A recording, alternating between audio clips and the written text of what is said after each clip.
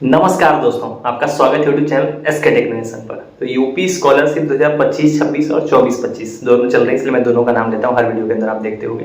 तो last video के अंदर मैंने आप लोगों को दिखाया था कि आपको अपना करंट स्टेटस कैसे देखना है। अगर आपने वो वीडियो नहीं देखी होगी तो मैं डिस्क्रिप्शन में डाल दूंगा, यहाँ पर आप देख सकते हो, मतलब आप चैनल पर भी जाकर देख सकते हो। इसके जस्ट पिछली वीडियो यानी कि कल की डेट में जो मैंने वीडियो डाली थी उसमें आपको मैंने बताया था कि आप अपना करंट स्टेटस कैसे देख सकते हो।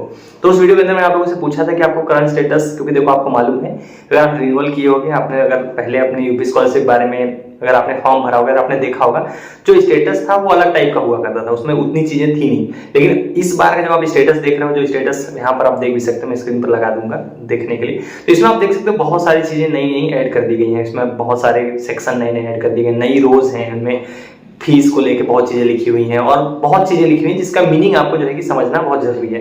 बहुत सारे लोग आप में से जो है कि जिसका मीनिंग नहीं जानते हो आप में से कि आखिर में इन अलग अलग जो स्टेटस में चीजें लिखी हुई उनकी मीनिंग क्या होने वाली है। तो इस वीडियो के अंदर मैं आपको पूरा जो है कि डिटेल में इसी बारे में बात करूंगा, आपको पूरा समझा दूंगा। एक एक जितने भी स्टेटस में आपकी चीजें लिखी हुई हैं उनको मैं एक एक करके अपनी स्क्रीन पर आपको दिखाऊंगा, मतलब आपके सामने आप देख पाओगे। स्टेटस में एक एक चीज का जो है कि आपको मीनिंग समझा दूंगा कि आखिर में किसका क्या मीनिंग है, आपका फॉर्म का स्टेटस क्या है, कहाँ पहुंचा है फॉर्म, कब तक आगे बढ़ेगा, ये सब जितने भी आपके सवाल हैं वो आपके जो स्टेटस हैं उसी के अंदर उसके जवाब भी छुपे हुए हैं। तो इस वीडियो को आप पूरा ध्यान से देख लेना, अच्छे से समझ लेना, आपको पूरी चीजें क्लियर हो जाएंगी। उससे पहले अगर आपने चैनल को सब्सक्राइब नहीं कर रखा है तो वो सही अपडेट पानी है, आपको सटीक अपडेट्स पानी है तो तुरंत सब्सक्राइब करके रख लो। और आपने सब्सक्राइब किया तो वीडियो तो लाइक, जो मैं हमेशा बोलता हूँ, आप वीडियो को भी लाइक कर दो। तो चलिए अब अपनी सीधी स्क्रीन पर ले चलता हूँ, अब बाकी चीजें हम लोग वहीं पर देखेंगे, मैं आपको स्टेटस के थ्रू एक एक चीजें समझाता हूँ। तो अभी आप मेरी स्क्रीन देख पा रहे हो, एक एक करके स्टेटस को कवर करते हैं और आपको एक एक चीजें दिखाता हूँ। देखो सबसे पहले आपको स्टेटस, ऐसा आपका स्टेटस दिख रहा होगा, अलग अलग टाइप के स्टेटस है लेकिन कुछ चीजें सब में कॉमन है। जैसे देखो ऊपर से जो स्टेटस में मेन चीजें हैं, ऊपर वाले सेक्शन से हम लोग लाइन से देखते हैं। तो सबसे पहले आपको यहाँ पर मास्टर डेटा, स्टेटस और ये चीजें देखने को मिल रही है, उसका क्या मीनिंग है वो आपको समझना पड़ेगा। तो देखो सबसे पहले जो नंबर पे कॉलम है ये मास्टर डेटा, ये क्या होता है? देखो मास्टर डेटा वो होता है कि आप जिस भी कॉलेज में पढ़ते हो, जहाँ भी पढ़ते हो, उसमें क्या होता है जब आप स्कॉलरशिप का फॉर्म भरते हो तो जो आपका कॉलेज होता है उनको भी एक टाइप का डेटा बनाना पड़ता है। डेटा मतलब एक लिस्ट बनानी पड़ती है। उस लिस्ट में क्या करना पड़ता है, कितने आपके पास टोटल स्टूडेंट हैं, उनका क्या डिटेल्स है, कौन सा कोर्स कर रहे हैं, ये सारी जानकारियां जो है कि आपके कॉलेज को बनानी रहती है, उसको मास्टर डेटा बोलते हैं। और आपका कॉलेज उसको बना के क्या करता है, उस मास्टर डेटा को 2-3 लेवल पे मास्टर डेटा वेरीफाई किया जाता है। पहला लेवल होता है कि जैसे मान लो आप जिस भी कॉलेज पढ़ते हो वो किसी न किसी यूनिवर्सिटी से या किसी से मतलब अफिलेटेड रहता है। जैसे आप मान लो यूपी में पढ़ते हो, आप टेक्निकल कोई कोर्स करो तो आप एकेटीयू का नाम जानते होंगे। बहुत सारे कॉलेज ऐसे हैं प्राइवेट वाले, मैक्सिमम जो स्टेट यूनिवर्सिटी एकेटीयू उससे एफिलेटेड है। तो जो उसकी जो कॉलेज है आपका वो एक बार मास्टर डेटा बनाएगा, उसको वेरीफाई कौन करेगा? एकेटीयू। उसके बाद दूसरे लेवल का वेरिफिकेशन करते हैं समाज कल्याण अधिकारी, वो लोग वेरीफाई करते हैं। तो जो आप पहला सेक्शन देख रहे हो उसी का स्टेटस यहाँ पर देखने को आपको मिल रहा है। देखो सबसे पहले जैसे इस स्टेटस में आप देखोगे तो कॉलेज द्वारा जो मास्टर डेटा है उसको लॉक कर दिया गया है और डेट क्या है, 26 सितंबर को कॉलेज ने लॉक किया था और अफिलेटिंग एजेंसी ने भी इसको लॉक कर दिया है। अफिलेटिंग एजेंसी जैसे मैंने बताया, आप जिस कॉलेज में पढ़ते हो वो जिस यूनिवर्सिटी से टाई अप है उन्होंने उसका क्या मतलब कर रखा है वो उसके बारे में आप देखोगे। दूसरे नंबर पर वो भी लॉक कर दिया है उन्होंने। डेट आप देख पा रहे हो किस तारीख को लॉक हुआ है नहीं हुआ। बहुत इंपॉर्टेंट चीज़ है जो आप देख रहे हो ना, ये तीनों चीज़ें, चारों चीज़ें, तो ये बड़ी इंपॉर्टेंट होती है। ये चीज़ आपको जो है कि ये बिना लॉक हुए पिछले साल बहुत सारे लोगों का जो है कि स्कॉलरशिप नहीं आया था। तो ये आपके कॉलेज लेवल का काम है, आपके लेवल का काम नहीं है। लेकिन आप इस स्टेटस का मीनिंग आप समझ लो, इसका क्या मीनिंग है। तो अफिलेटिंग एजेंसी ने भी देखो अपने लेवल पर इसको लॉक कर दिया 10 अक्टूबर को। उसके बाद देखो वेलफेयर ऑफिसर, मतलब जो मैंने आपको बताया कि समाज कल्याण अधिकारी भी उस मास्टर डेटा को वेरीफाई करते हैं, उन्होंने भी देखो अपने लेवल पे इसको लॉक कर दिया है और 22 अक्टूबर को लॉक किया है। अब यहाँ पर जो आप ये वाला कॉलम देख रहे हो इसमें ये दिखा रहा है फीस कितनी आपने भरी है। अब देखो स्टूडेंट ने फीस जो भरी थी अपनी वो भरी है 18,000, जो उनको वापस चाहिए छात्रवृत्ति के लिए और शुल्क प्रतिपूर्ति। तो सारे जगह जो वेरीफाई कर रहे हैं वो लोग भी अपने लेवल पर जो फीस अप्लीकेबल है वो लिखते चले जा रहे हैं। तो ये चीज़ आपको देखना बहुत जरूरी है। तो आपको जो स्कॉलरशिप कितनी आएगी, जो अमाउंट आएगा वो भी आप यहाँ पर देख पाओगे। देखो 18,000 कॉलेज ने डाला, 18,000 स्टूडेंट ने भी डाला, अफिलेटिंग एजेंसी ने भी 18,000 और समाज कल्याण अधिकारी उन्होंने भी 18,000 जो है कि लॉक कर दिया है। तो इसका मतलब जो ये छात्र हैं जिनका स्टेटस दिख रहा है उनको 18,000 उनके लिए फीस और शुल्क प्रतिपूर्ति अप्लीकेबल है, जो उनको बाद में जो है कि फॉर्म वेरीफाई होने के बाद मिलेगी। तो ये आपका जो हो गया, ये पहला पार्ट हो गया जिसमें ये सारी चीजें लिखी हुई हैं। उम्मीद करता हूँ इसका मीनिंग आपको समझ में आ गया होगा। अब बात करते हैं नीचे जो मेन चीज है उसमें क्या क्या किसका मीनिंग होने वाला है। देखो इतना तो आप सभी का जो है कि दिखाई दे रहा होगा। ओटीआर सब लोगों ने कंप्लीट किया होगा, तो ये आपका ओटीआर कंप्लीटेड, उसकी डेट लिखी हुई है। और फाइनल सबमिशन अगर आपने फॉर्म सबमिट कर दिया तो वो यहाँ पर आपको कंप्लीटेड दिख रहा है। तो ये सभी का दिख रहा होगा, आप तीनों का जो है कि मतलब ये तीनों चीजें अगर आपने फॉर्म भर लिया है तो ये तीनों आपके स्टेटस में कंप्लीटेड इसी तरीके से देखने को मिली होंगी, डेट के साथ दिख रही होंगी।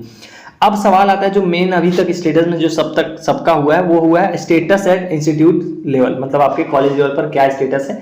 मेन अभी सिर्फ वही जारी हुआ है, उसके बाद वाले नीचे वाले जो सेक्शन है अभी तक वो जारी नहीं किए गए हैं, क्योंकि अभी मोस्टली लोगों का हुआ नहीं है। तो यहाँ पर जिनका मैं स्टेटस देख रहा हूँ, देखो 4th नंबर पे क्या लिखा है, स्टेटस एट इंस्टीट्यूशन लेवल, मतलब जो आपने फॉर्म अपना भर दिया, कॉलेज में सबमिट कर दिया, सब कुछ करने के बाद आपके स्टेटस का क्या हालत है कॉलेज लेवल से, वो चीज़ यहाँ पर 4th नंबर पॉइंट पे दिख रही है।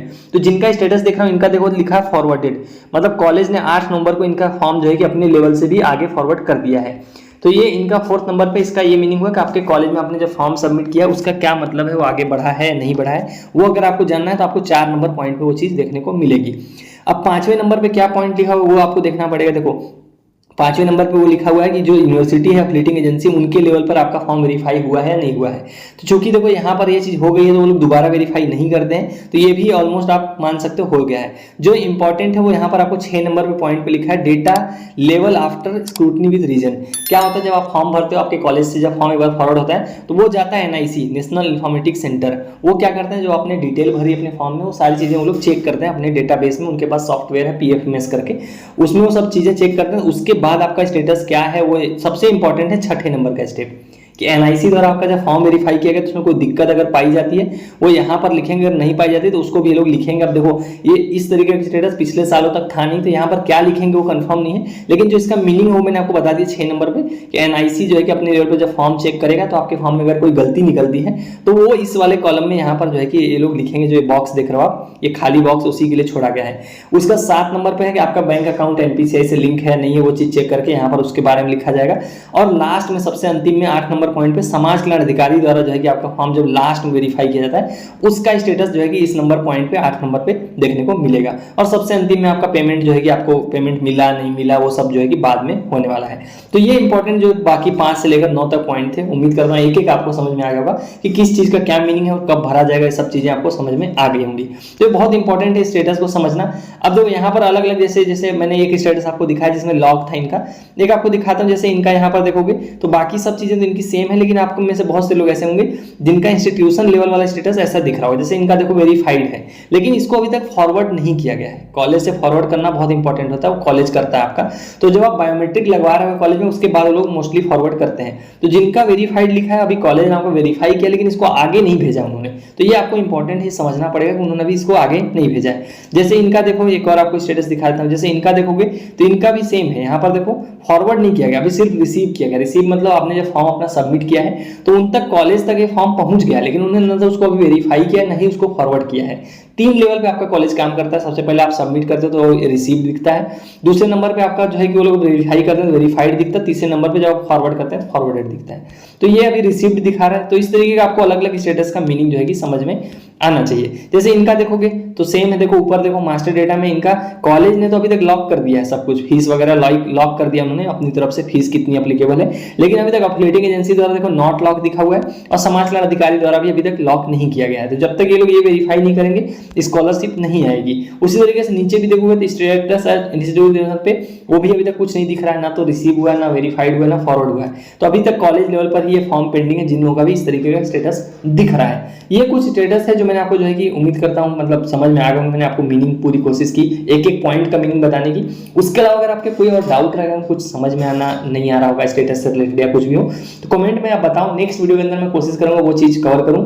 तो मेरी वीडियोस देखो ऐसी डिटेल होती है, अगर आप इस पॉइंट तक पहुंचे हो तो आपको पूरा समझ में आ गया होगा। और कोई डाउट हो कुछ हो तो आप कमेंट सेक्शन में पूछ सकते हो। उसके अलावा टेलीग्राम चैनल, टेलीग्राम ग्रुप यहाँ पर जरूर जाना, वहां पर आप सवाल पूछ सकते हो। इंस्टाग्राम पे आप चाहते हो मेरे से सवाल पूछना, फॉलो करके आप वहां भी मैसेज ड्रॉप कर सकते हो। सो चलिए गाइस, वाली वीडियो में इतना ही। Thank you for watching, stay tuned to SK technology.